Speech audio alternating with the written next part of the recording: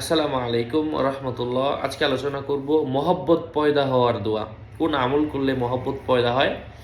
সাথে যুক্ত আছে আমি মুফতি জোবায়ের বিন ইমাম। ভেরিফাই চ্যানেলে আমার 16,000 ভিডিওর প্রত্যেক ভিডিওর ডিসক্রিপশন বক্সে ক্লিক করলে পেজ এবং আইডি আসে। এর বাইরে অন্য কোনো পেজ নেই, আইডি নেই, ইমো নেই, হোয়াটসঅ্যাপ নেই, টিকটক নেই। আমার নাম দিয়ে ফেসবুকে অসংখ্য আইডি খুলে ভরে ফেলছে।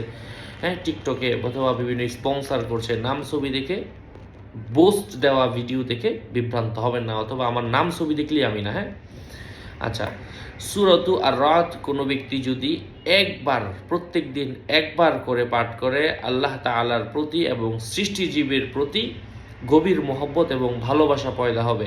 কোনো মানুষ তাকে পছন্দ করবে, তাকে সম্মান করবে, ভালোবাসবে। ইহাও একটি পরীক্ষিত আমল। সূরাতু আর রাত প্রত্যেক দিন একবার করে পড়বেন। আল্লাহ পাক আমলের তৌফিক দান করেন। আসসালামু আলাইকুম ওয়া রাহমাতুল্লাহ।